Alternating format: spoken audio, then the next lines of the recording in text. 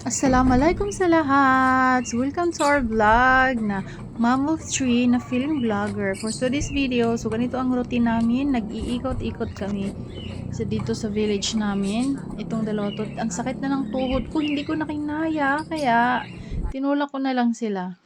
And lagi kaming dumadaan kay tatay. Kumukuha kami ng vegetables niya. Binabayaran namin siya syempre. Dito kami kasi organic talaga, inaalagaan niya, kinukulong niya sa so walang aso pusa makapasok diyan.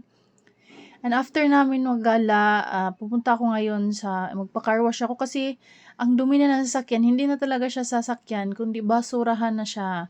1 month na siyang hindi na car wash kasi nga busy-busyhan tayo. And lagi ko lang siyang and lagi kong dala-dala si Adam. Alam niyo 'pag may bata kumakain talaga 'yan. So puro food yung sa loob ng sasakyan ngayon. Mapagalitan tayo sa may-ari nito. Kasi 'pag siya yung nagda-drive nito, sobrang linis. Bawal kumain, bawal ganito, bawal ganyan.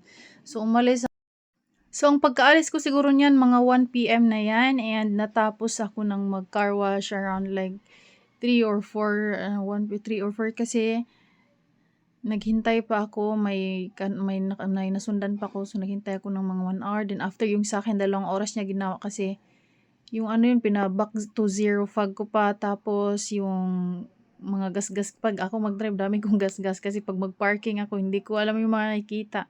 I mean 'pag sa labas naman yung parking ko, so lang, sakto lang. Pero 'pag dito sa bahay nasasabit to sa dingding, yung sa bike, yung sa kahoy dito, nasasabitan ko sila. Pero 'pag sa labas naman walang problema, dito lang talaga, isang side lang yung laging may gasgas kaya yun wax ko yun, ayun yun yung para pangtanggal ng gasgas. And after ko nagpa-washing, pupunta sana ako ng change oil, kaso yung change oil may 4 pa nakapila, hindi ko na gagawin yun. Kasi na 4 PM na at wala pa akong kain kaya o-order ako ngayon dito sa KFC. Mag-drive-thru kasi sobrang gutom na ako. 10 AM yung last kain ko. Umorder ako ng Kali Twister and Zinger Burger. And yun yung So, alam niyo ba, kahit hindi kayo nagtatanong, every time na dadaan or kakain kami ng KFC, ang lagi kong ino-order, hindi yan mawawala yung Twister Kali or Kali Twister na yan.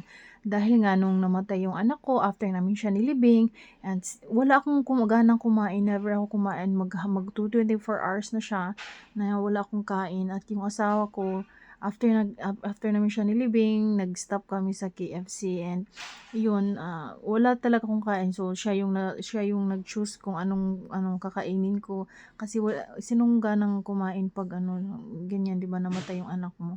And then ito binigay niya sa akin at alhamdulillah ito lang yung natanggap ng tummy ko that time. So that's all, sharing lang. At nagpasalubong ako sa Adam Soy ko ng burger. Gusto niya sana, kinakain niya yung sa taas na sarap na sarap siya. After nung nakagat niya, parang 3 beses niyang kagat. Ang anghang pala, kawawa naman.